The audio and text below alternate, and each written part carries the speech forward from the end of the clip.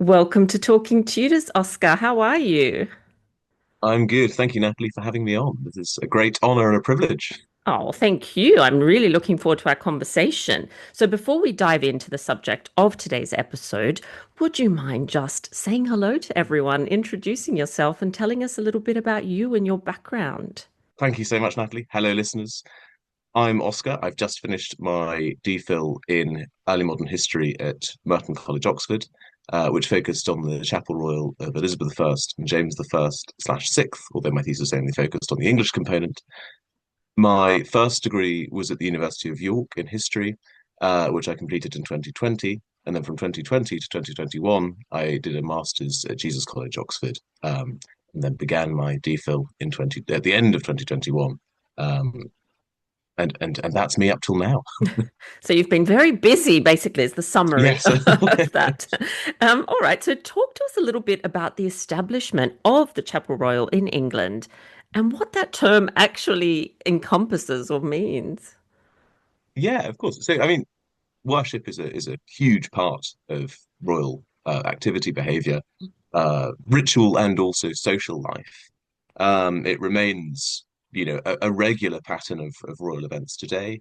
Um, and really, for any monarch, uh, from an incredibly early period, public worship is a really necessary component of that sort of that performative life, but also the spiritual life. And there are some debates about when the Chapel Royal sort of first emerges in England. The year 625 is the earliest date that I've seen in a very interesting book on the subject by David Baldwin. In the Northumbrian court, where the Northumbrian king's daughter has a sort of body of chaplains and singing men who accompany her on her marriage to, I think, the son of the King of Kent. Um, but that institution seems to be pretty loose, and it's really debatable about whether we can call it an institution. And I suppose I really should have prefaced all of this by saying that the Chapel Royal is an institution rather than a building, though of course it inhabits certain buildings attached to royal palaces. So listeners will be familiar with St George's Chapel, Windsor, which is often confused with the Chapel Royal. This all gets incredibly kind of minute and confusing. St George's is, of course, a collegiate chapel and thereby a sort of royal peculiar, and that term means an institution that responds directly to the monarch and doesn't have episcopal control. So there's no bishop who regularly visits. They are exempt from various sort of episcopal, but also some liturgical expectations, although most of them tend to conform. The household chapel of the monarch enjoys sort of these extraordinary special privileges that mean that it accompany the monarch essentially wherever the monarch is, whether that's certainly for the earlier period, whether that's in England or further afield. Wonderful, thank you. And what about the main functions of the Chapel Royal during the sort of Tudor period? And what does the ceremonial year at court look like? The functions of the Chapel Royal are, I mean, are sort of covering that crucial role that it has for the formal liturgy of court. And the Chapel Royal by the Tudor period is offering two services essentially each day. One for the household below stairs, so the servants, sort of various ushers, and possibly even actually the gentlemen of the chapel themselves, which doesn't seem to have been sung. There are very, very few records of this. A small number of sermons survive from the later period, which all seem to be of a sort of simpler prose style. The rhetoric is much more clear. The themes are nowhere near as advanced as the slightly more famous court sermons, surviving by sort of Lancelot Andrewes and John Donne, and others of that later period. And then sort of a couple of hours later, so around, and that service would take place at about 7 a.m.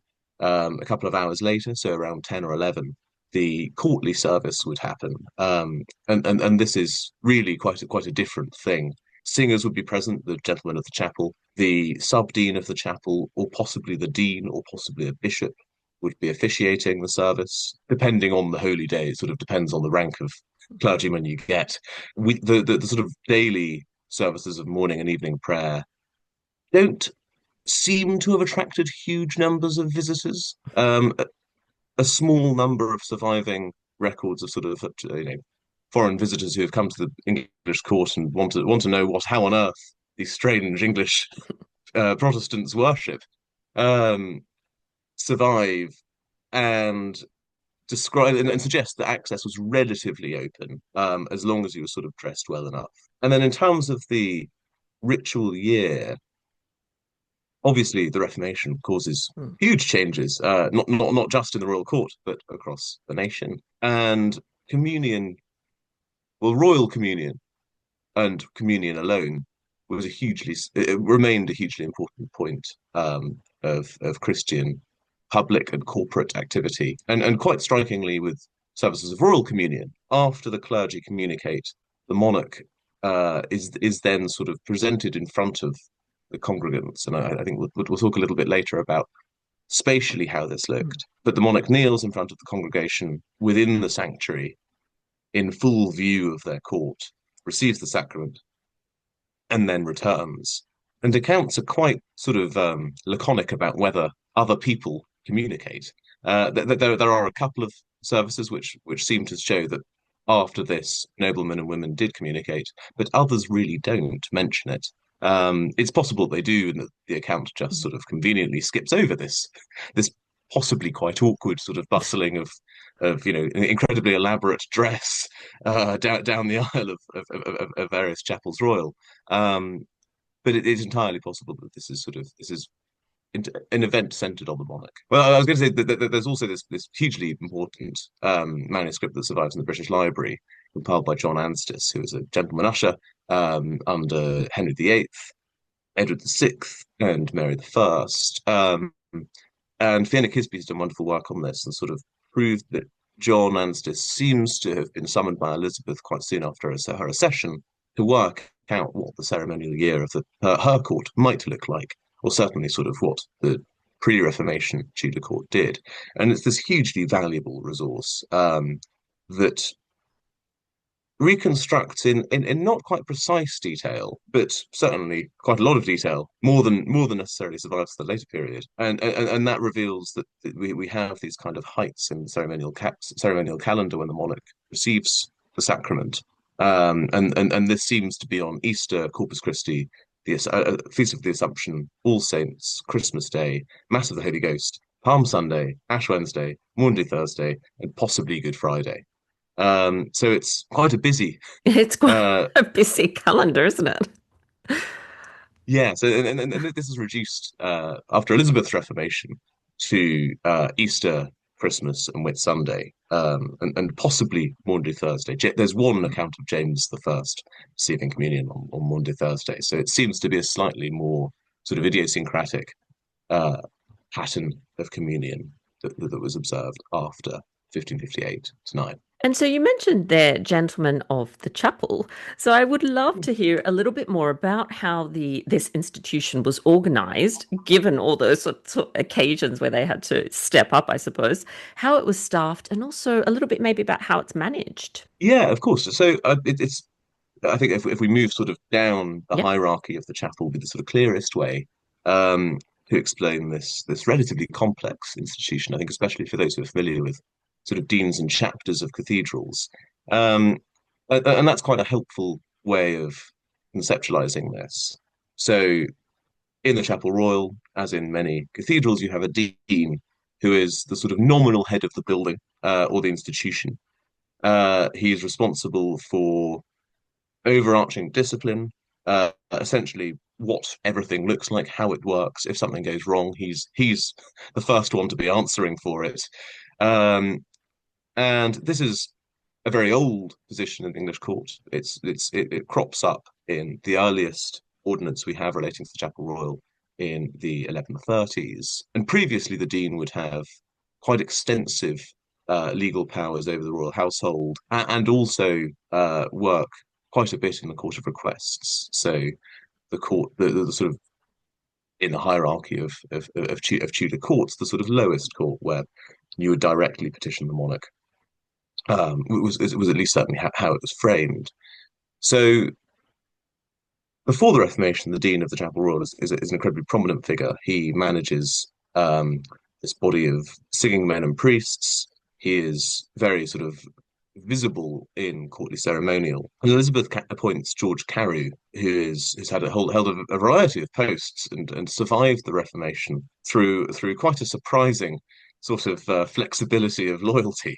Uh, he serves, among other things, as Archdeacon of Exeter, I think, under Mary, and he is appointed to the post after Elizabeth basically can't find a bishop to crown her or to celebrate her coronation mass. And he's relatively colourless, it seems, individual. Very little survives about him, so it's perhaps unfair to make that assessment. But his sort of scholarship on him has been it's not been particularly generous to his abilities. So for further information on George Carey, listeners can read his entry by Peter McCulloch in the Oxford Dictionary of National Biography. And then moving down a peg uh, in the chapel hierarchy, we have the subdean of the chapel.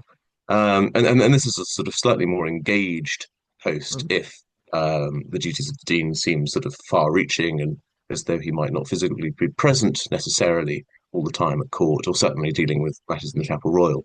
The subdean is responsible for the fabric. He's responsible for the sort of quotidian disciplines, so the everyday disturbances. He's really the sort of the hands-on manager of this institution. And under Elizabeth's reign, I was mentioning that George Carew is relatively little survives. He seems to be slightly less engaged than pre-Reformation deans, I think it's probably fair to say.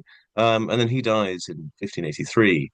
And after his death, Elizabeth allows the post to remain vacant, and the Lord Chamberlain steps in as the sort of nominal head. And this is really appealing to sort of at least 15th century precedent that stipulates that just in cases of extremity or necessity, the Lord Chamberlain can step in and take the reins of the institution, which makes sense as his head of the sort of the visible ceremonial side of the royal household. So during this period, the subdean may have acquired quite a bit more responsibility as really the only courtly official who was invested with any real authority over its members, but also knew how it worked. Elizabeth's Lord Chamberlains are not necessarily famous for being church musicians and indeed were not churchmen themselves, and evidence of their involvement in the Chapel Royal is relatively thin. Far more impressive are the efforts of some of her subdeans, especially from the 1590s onwards,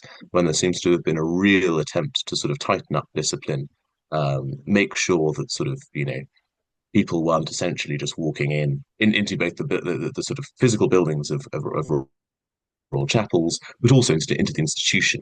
There was this phenomenon of appointing extraordinary gentlemen who wouldn't necessarily be paid, but would sing at services and thereby kind of have this access to the court and the monarch that could cause obvious headaches of security, but also possible disorder. And out of the gentlemen themselves, um, by Elizabeth's reign, there were 32 of them. About five of them were ordained, and the rest were lay singing men. The gentlemen have a far slimmer liturgical schedule after the Reformation, whereby the Book of Common Prayer stipulates for a said or sung service. And there are certainly far fewer opportunities to sing. There are far fewer services that are held compared to the sort of very full-on schedule that gentlemen would have faced daily throughout the year. So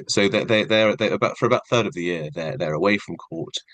They're able to sort of pick up other jobs in cathedrals and possibly even outside the sort of musical clerical profession. And they represent quite an interesting mix socially of people from various backgrounds, those that we know about. Many of them seem to have been that sort of awkward middling sort who um, go up and down the social hierarchy throughout this period.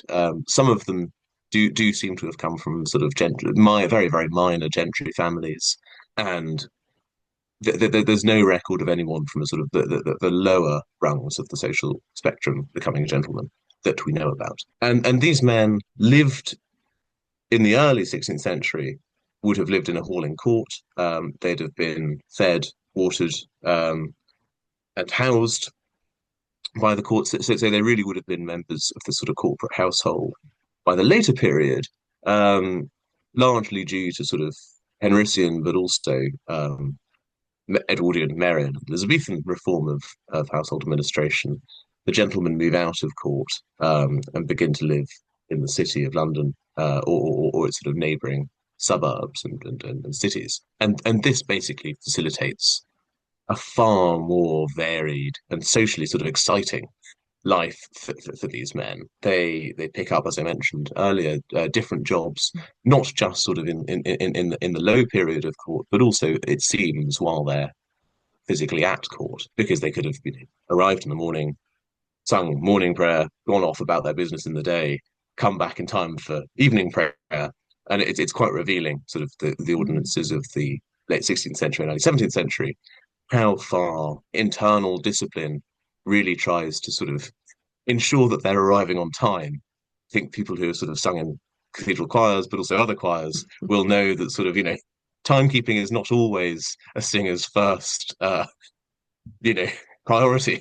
And then sort of moving down even further, we have the vestry, which is a slightly different component and really deals with the sort of physical fabrics of royal chapels. So these men do seem to have been drawn from a slightly lower still social class is a problematic term when you're talking about early modern history, but let's say class. There's some evidence that some of them might not have been literate, but they would have been responsible for moving the furniture around, guarding certain doors, and really sort of managing the stuff of the chapel. And by the early 17th century, there's quite a bit of tension over both authority, but also, I think, rank and status between the men of the vestry. So the vestry is headed by a sergeant, uh, two or three yeomen, and a groom. That's sort of moving down the hierarchy even of the vestry. And as one might expect, the gentleman could sort of act, I think, in quite high-handed ways, Mhm. uh, and very much so see the vestry as their servants. But sort of fascinatingly, I think by the 17th century, there is something more of a kind of a corporate identity of even the vestry itself, and a certain degree of sort of pride in what they're doing to facilitate royal worship. It's also a very good opportunity for people to sort of steal from the vestry. If you come onto hard times and you're regularly handling incredibly fine materials, some of them might go missing, and you might suddenly acquire, a very nice tapestry for your wall at home. Sounds like a quite a big institution because you mentioned a lot of people Yes. there. That's amazing. And so we obviously talked about the singing part. Can you tell us, are there any other duties that people, the officers, they're expected to do throughout the day? Yeah, I mean, so within the gentlemen themselves, there are a couple of posts that emerge. I suppose, I mean, the hierarchy within these posts is a little bit uncertain. They all seem to be sort of adjacent to one another. The clerk of the check is sort of, I suppose, the equivalent of a secretary. He's the man who's responsible for keeping tally of all of the accounts, processing some members, and sort of ensuring that all of this is written down somewhere. It's possible that by the end of the period, by the end of the 16th century, that this post has fallen into, shall we say, some degree of neglect. It doesn't seem that the clerk of the check was paid any more than his fellows. So you can sort of understand in the various difficult points of the 16th century why one might not be too concerned to sort of take up this what seems to have been um, not quite an unpaid post, but not a particularly sort of especially remunerated post within the royal household. And the subdean then sort of takes on some of these responsibilities, but the clerk remains. Um, Another very, very significant post is the master of the children. So the children are a component of the Chapel Royal that I didn't mention earlier. There are 12 of them. Um, they are selected from cathedrals, and possibly sort of song and grammar schools across the country. And the Master of the Children has appeared, I think, in sort of some areas of popular culture as something a bit like a sort of child catcher from Chitty Chitty Bang Bang. He has this remarkable right of impressment. So he goes basically travels around the country. It seems sort of during spring and summer months, but this seems to change. Going to various cathedrals and song schools, interviewing and presumably auditioning various choristers, and then taking them back to London with him. And this arrangement dates at least from the early 16th century, probably earlier. Uh, there are only a handful of institutions that are sort of safe from the monarch's right of impressment. So King's College, Cambridge is one of the most famous of these, and this essentially sort of safeguards the better voices in the choir. And in the earlier period, in the early 16th century, there are complaints from various choirs that both the king and Wolsey have been going around, sort of snatching the best choristers in the land. So all of these poor sort of, well, relatively provincial choirs are being deprived of their talent, when they're sort of given the offer they can't say no to sort of come to the royal court and have access to that sort of glittering world. The master's responsible for sort of housing, feeding, clothing, educating the boys. He is given about £40 by Elizabeth's reign, in sort of additional to the roughly £30 the gentlemen of the chapel were paid each year. So it's not a poor wage, but it's No, quite a lot of no. work Mm. for what is, anyone who's managed 12 children uh, Yep, knows how me. difficult. Yeah, knows how Not difficult. enough And I think money, I can tell especially you, so Oscar, not choristers. enough money. And I think choristers are also sort of especially, they, they have lovely voices, but sometimes it'd be nice if they maybe didn't use them all the time. So William Hunnis is a particularly vocal master of the children. He complains regularly about the fact that he's not paid enough, that he's had to sort of dip into his own investments to pay for these children. And fascinatingly, his or something that may have been like his will is found on the flyleaf of a collection of books by Thomas More, found in Cambridge, that essentially says that he's dying with no money. Please, everybody who I owe money to, please forgive my debts. Don't take it out on my wife. Uh, which, whether or not this is verifiable, because legally it doesn't have a huge amount of standing, is up for debate. But it signals that although these are very much so sort of courtiers, or they're people who are sort of adjacent to the courtly world, they're not always necessarily the most affluent of people, and there is a real tension of kind of working out how they can be best supported in a court that's always looking to economize, especially under Elizabeth. Absolutely. And so, of course, the court doesn't always stay, in London or Mm. central London. It goes on progress, happens almost every year. They go off for a couple of months, up to 3 or 4 months sometimes. So, what happens with the Chapel Royal when the court moves around? Do they follow? Yeah, so this is a really good question. There is quite a lot of ambiguity about this. In the earlier 16th century, drawing from earlier precedent, there's what has been called the riding chapel. And this is a sort of heavily reduced corps of singing men and a couple of choristers who, probably the better voices, um, join the king and his court on various progresses around the country. I think that the most famous iteration of this, and this is really quite exceptional for the 15th century, but also the 16th century, is when Henry V brings his Chapel Royal with him on his campaign in France. And it's an extraordinary statement, and I think it's something that Henry VIII, perhaps if he had, perhaps if his campaign was maybe more successful, Yes. he'd have liked to have brought his Chapel Royal with him. But that's again up for debate. But the Chapel Royal do sort of, at least in the until the mid 16th century, hold this kind of incredibly peripatetic role. So they move around with the court and the king. It very much so is a kind of personal royal chapel. By Elizabeth's reign, evidence begins to sort of disappear for the riding chapel, and I think it's a real point of debate about whether or not it existed, because the evidence for the Henrician period is quite extensive, really, certainly compared to the later period. So various records of Elizabeth's progress to Cambridge, to Canterbury, mention sort of one of the Chapel Royal choristers or a Chapel Royal gentleman. but they don't really indicate that the whole institution was there.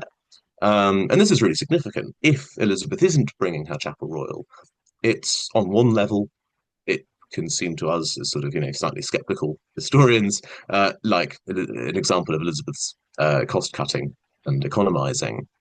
But for early modern people, I think it really could have marked a break from that earlier sort of pre-Reformation splendor, that real focus on sort of the beauty of the liturgy, to something that incorporates sort of the local choirs, and doesn't necessarily kind of value what might strike us as kind of this emphasis on sort of aesthetic sound. Um, there is music provided, of course, and there is still this kind of focus on majesty and this kind of splendor. But the absence of the Chapel Royal is this really curious omission, which, for everything else we know about Elizabeth's uh, concern with display, her love of ceremony, her love of church music, doesn't quite add up. Mm. Um, and it's something that I think more work might need to be done on, to really sort of work out and tease out these strange peculiarities. One very significant exception to this is from the Jacobean period and the Caroline period, when the Chapel Royal join both of them on their progresses north to Edinburgh, and this is sort of noted by contemporaries as quite a significant both expense, but also sort of statement, um, and I think quite revealingly for sort of how by this post-Reformation period, the Chapel Royal as a sort of travelling chapel is used is found in the 1633 progress to Scotland, when the Chapel Royal don't join the sort of riding train that moves up the country and visits various cathedrals and manor houses and cities, but they go by boat. They acquire an old Elizabethan warship called the Dreadnought, which has a great name for transporting a choir. Um, and then that sort of docks into Edinburgh, and that there are these wonderful accounts of the chapel coming off the boat and horrifying both the populace of Edinburgh, but also the crew of the ship. But I think the captain keeps on complaining about the fact that all throughout the journey, the gentlemen were presumably rehearsing, singing hymns and psalms, and possibly some anthems. And he says, I can't get these awful papist tunes out of my head. And he sort of is advised to sort of, go and spend quite a lot of time alone. Um, so as a kind of point of controversy for Protestants who were slightly more skeptical of church music, I think this is really significant for the limiting of how the Chapel Royal appear to the sort of English and Scottish public beyond the court. It really does seem to have, from Elizabeth's session right up to the Civil War when it was disbanded, had this incredibly kind of courtly association. And that's not to say that people in various provinces on progresses wouldn't have seen the Chapel Royal, but I think they wouldn't have seen anything like the Henrysian riding chapel. And it's debatable about really whether, when they see one gentleman of the chapel or maybe a single chorister doing a sort of, acting in a mask, or perhaps singing solo part of a verse anthem in a cathedral somewhere, whether they would have thought, oh, well, that's the Chapel Royal, or whether they'd have thought, well, that's a boy from the Chapel Royal and then the local cathedral choir, which I think the latter seems slightly more convincing. Oscar, I think there's a novel in the Dreadnought. Honestly, that's a fantastic story, isn't it? No, That's it's fantastic. It's one of the I think it's one of the ships that is at least constructed for the raid on Cadiz, or it's possibly used for the raid on Cadiz. So it's this fantastic appropriation of kind of yeah. militant Elizabethanism, by something that many of them would have been horrified by, to see sort of Charles bringing this incredibly large choir to sort of essentially show the Scots how he expects them to celebrate services. Yeah, it's a fabulous story. Really great. And so you've obviously talked a lot about the fact that things change throughout Mm. the Tudor period, pre-Reformation, post-Reformation, the different monarchs. So can you tell us a little bit more about some of those changes? in particular around the role of the Chapel Royal and I suppose the ceremonials as well. Yeah, of course. So, I mean, there is enormous change in the Mm. Reformation. I won't bore listeners by recounting the sort of theological changes, but I'll briefly just cover differences on church music because I think it does really characterize how the Chapel Royal exists in post-Reformation England, and also actually on sort of church art and the appearance of sort of public worship. So the pre-Reformation emphasis really is on kind of both the beauty, but also the sort of clarity and the technical elaboration of the sung mass, but also the sort of decorated church. And this kind of builds, and this is generalizing heavily here, but this builds to a sort of sensory height, I suppose you could say. And it's something that Henry, during his Reformation, doesn't hugely alter, certainly in terms of the way the Chapel Royal is behaving, but also in many cathedrals. Certain images are being removed. That's true, but they're being removed as kind of discrete icons. That there isn't, uh, at least from the crown, there isn't any huge impulse to conduct huge waves of iconoclasm. All of this is quite targeted at monasteries. Certain images, like Thomas Becket, for example, famously is hunted down, or again, all of his images are sort of purged from various churches, and very significantly also from the Whitehall window, the east window of Whitehall Chapel. Thomas Becket is sort of whitewashed out, and possibly replaced with another saint. So once Henry dies, Edward VI succeeds, and he has a much more kind of hostile attitude towards church music and images. The Edwardian period is famously one of kind of iconoclasm, but interestingly, less so, really, the decline of church music. The beginnings of the decline are certainly evident, and the sort of the abolition of chantry chapels makes things incredibly difficult. But this is the really, I suppose, if you're taking the sort of slightly pessimistic view of church music in the Tudor period, this is the beginning of the decline. We know really frustratingly little about Edward's chapel. Pretty much all household documents seem to have been destroyed at some point or lost in various fires. Under Mary, again, we don't have much evidence for her chapel royal. We can assume that quite a lot of the Catholic ceremonial was restored. Certainly the liturgy was, but the account of kind of both repairing any possible iconoclasm conducted under Edward um, is very, very unclear. So by the time that Elizabeth accedes the throne, we don't have a particularly clear idea of precisely how the royal chapels looked or necessarily sounded. And I should also say for sort of church music, Protestants, and certainly sort of Cranmer, are beyond posing a style that is in English. He's really in favour of something that emphasises a note for every syllable. So it really accords with that kind of prayer book injunction that services should be sort of plainly understood by anybody who's attending who at least speaks English. And this characterises quite a lot of the surviving work from the Edwardian period. So Thomas Tallis's "If You Love Me" is probably the most famous piece that really kind of encapsulates this idea of simplicity, a real absence of sort of polyphonic collaboration, so sort of multiple voices at one time, sort of with long extended vowels that go on for a couple of minutes or something like that. And by Mary's reign, this sort of swings back. So you have polyphonic Latin music seems to return.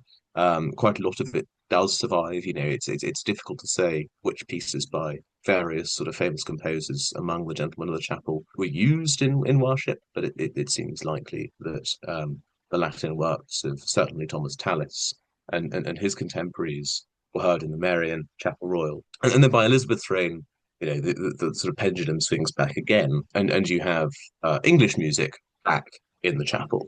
And this has sort of been a point of some sort of confusion and debate about whether or not Latin music was heard in Elizabeth's chapel. There's certainly no solid evidence that Latin music was heard there. It's very, very difficult to say when we don't have, detailed records of the pieces sung.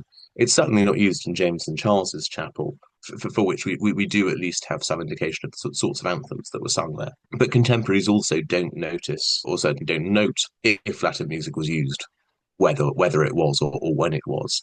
And it seems much more likely, actually, that this was English service music and English anthems used in the chapel, sort of indicated by the fact that there's quite a flurry in the earlier period composition of these pieces that sort of encapsulate that Edwardian sentiment of simplicity, but also kind of clarity. So it's not necessarily kind of a dirge or a sort of metrical psalm, but it is far simpler, far plainer. And then as you sort of enter the 1570s and 80s and 90s, slightly more elaborate styles begin to emerge. So I mentioned the verse anthem earlier. This is a sung piece. It's an anthem that has the choir singing the sort of chorus as a whole, and then it has one solo voice singing the sort of various verses.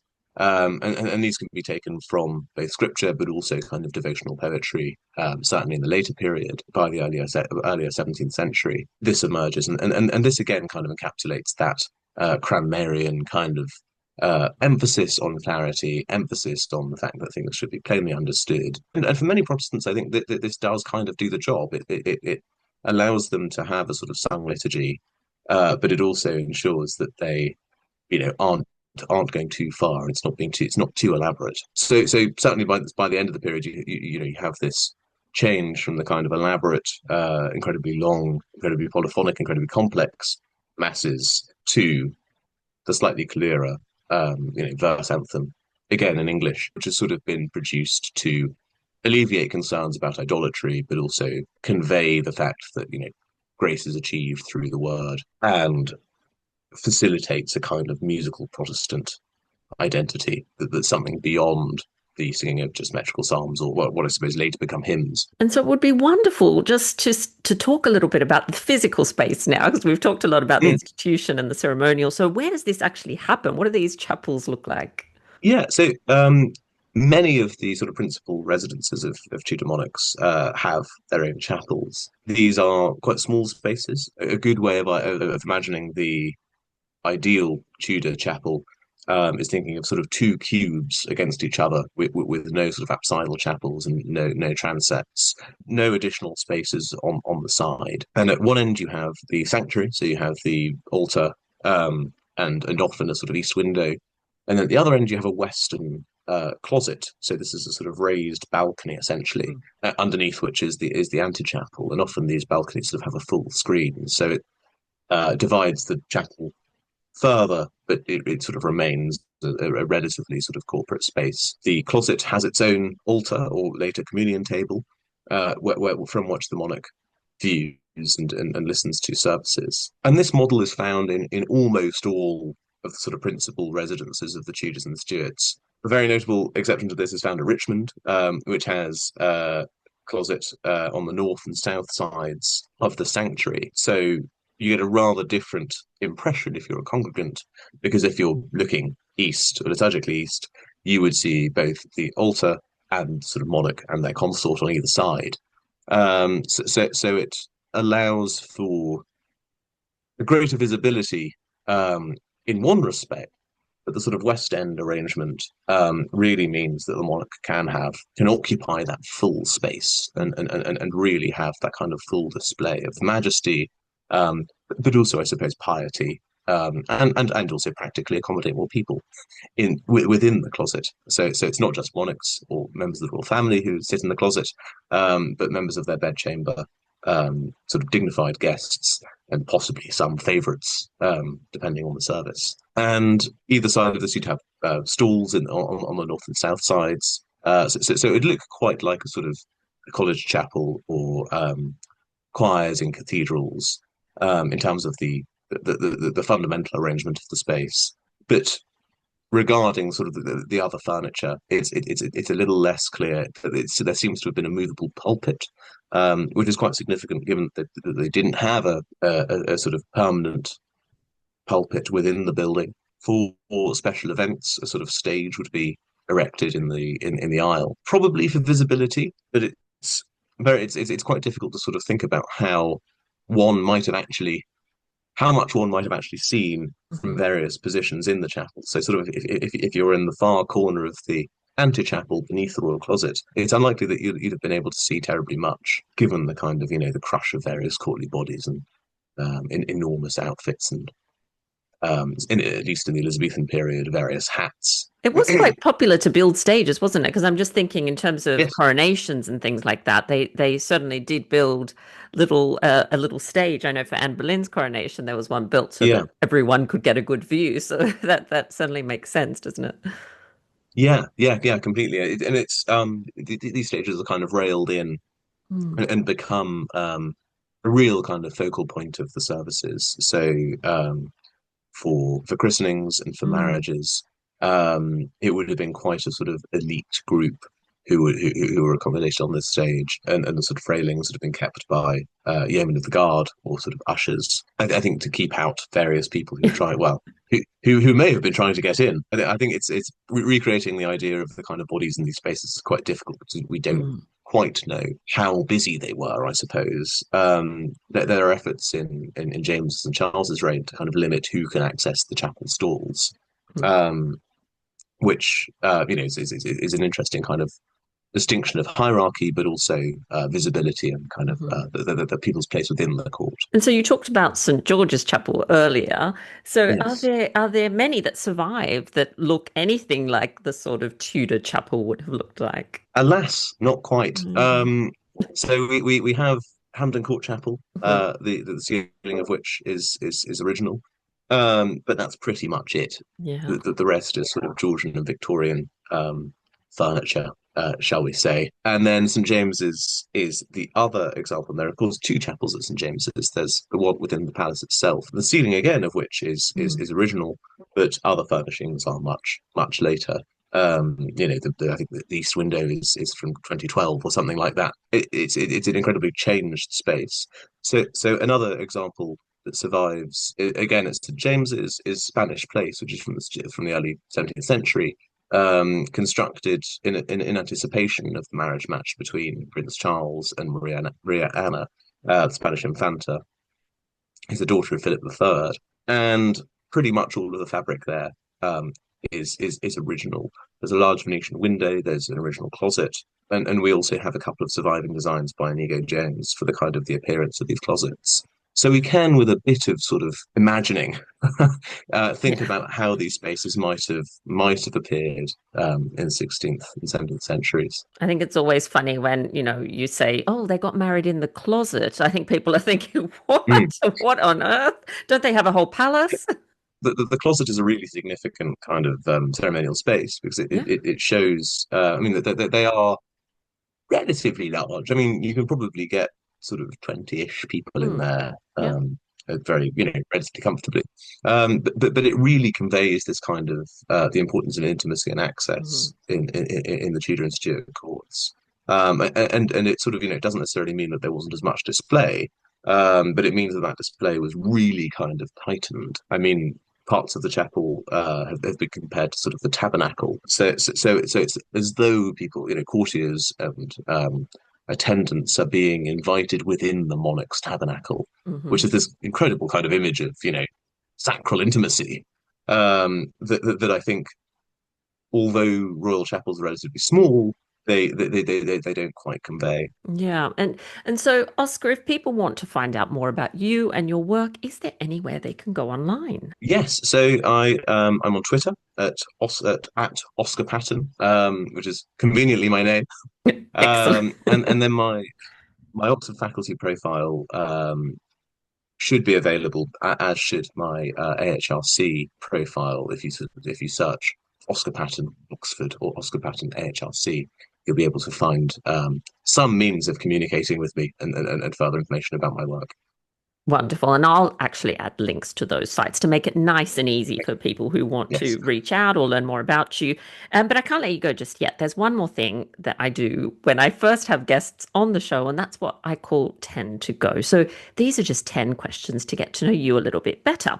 So the first one is, of course, you live in England, you're surrounded by history. Do you have a favorite historic site that you like to visit? Doesn't have to have anything to do with the Tudors. it's a very good question. I think my favorite historic place to visit um, is probably, I think, quite indulgently Merton College Chapel, because it's one of my favorite college chapels. I think it sort of encapsulates both the kind of changes of the Reformation, but also the sort of internal arrangement of space. And then this sort of fabulous kind of Victorian revivalism that really has changed, I think, the British psyche and sort of many people's idea of actually what a church should look like and how it's arranged. Oh, I love it. Nearing 300 episodes, no one's ever said Merton College Chapel. So there you go. You're the first one. What about a book that you're currently reading, or perhaps one you've just recently read? Yes, so I recently finished Dermot McCulloch's Lower Than the Angels, his history of Christianity and sex, and I mean I would recommend it to all listeners as I think certainly the most recent thing, but also probably something that will be difficult to beat in the future and revise of a kind of introduction to the relationship between Christian thought, but also kind of the idea of monogamy, the idea of celibacy, that these various kind of social and sexual mores that we now associate with the church. And it provides this incredibly detailed guide to how this developed from antiquity to now. Wonderful. And when you're busy working and researching and writing, are there any rituals that you tend to follow? I suppose not. I'm quite a sort of messy writer, I think. I like to my first drafts are always the sort of most chaotic and longest things. It's a real kind of word vomit that I then sort of edit down. I'm not really sure if that's a ritual so much as just a process. Mhm. But no, I think it's sort of it's become a bit of a ritual for me to do that, as time consuming as it is. Fabulous. And what about a favorite film, perhaps one that you've gone back to several times? A good question. I love the two popes. The relatively recent, I think it was a Netflix film about the lives of, I suppose the life of Pope Francis, but also his Yeah. relationship with Pope Benedict. No, it's a really wonderful film. For both the kind of, I suppose, political and religious history that it does have, or really sort of political commentary. Uh, um, but also I think the music and the cinematography is just really sort of clean, and it's got this wonderful um, sort of refrain all Mm. the way through that I think is charming, but also quite sort of emotionally hard hitting. And you are a very talented guy, but is there a new skill that you might like to learn? I'd love to be able to be a better singer or learn how to play an instrument. I think it's a sort of great embarrassment being a sort of historian of music in the Church of England that I can't play an instrument and can't sing very well. So I always sort of feel like that sort of often satirized early modern courtier who is at dinner and everybody's sort of reading music afterwards, and he looks at the music and goes, "Oh no, I don't know what to do here." Um, Love it. Awesome. And what about if you're not feeling particularly creative on any day? And is there something that you sort of do to get back into that creative mode to find inspiration, I suppose?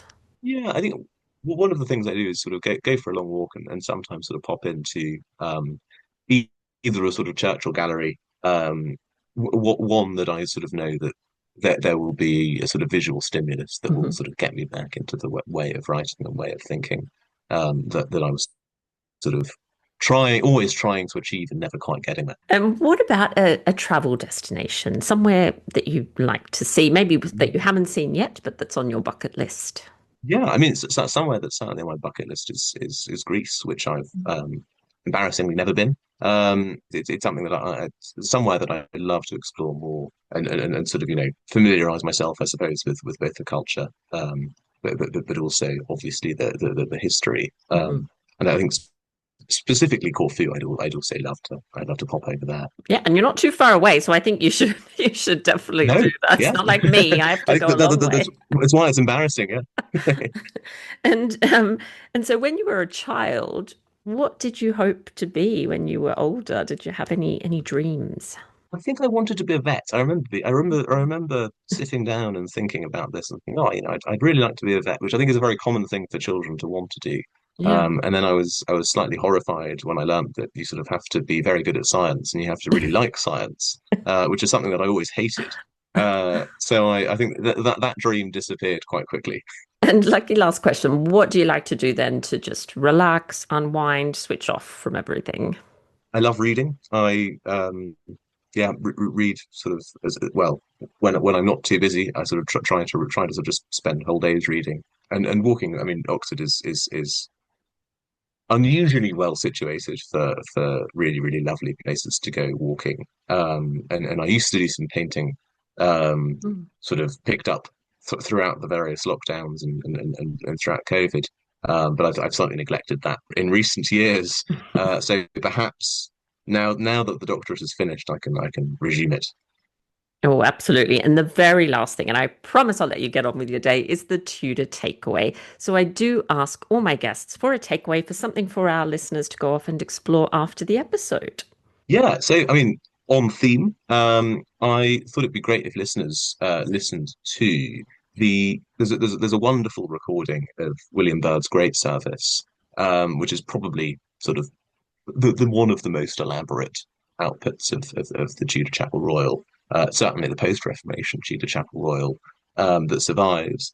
And there's a wonderful recording by the Odyssean Ensemble, who have miraculously secured David Suchet to write to read out the lessons, the prayers and the sentences, and he does it with this incredibly kind of as you might expect, this real precision. So you can sort of slightly reconstruct what a service might have sounded like, you know, had David Suchet been a 16th century Anglican priest. But yes, it's well worth listening to. And so is that on YouTube or somewhere where people can access? Sorry, it's on Spotify. Sorry, Oh, Spotify. you can find it on Spotify, and I think also probably for music and other streaming platforms. Love it. Wonderful. And that is a completely new takeaway. Haven't had that one either. So thank you. I'm going to go and check that one out myself. And thank you so much, Oscar, for taking the time to come on to the podcast to talk Tudors with us. Thank you so much, Natalie.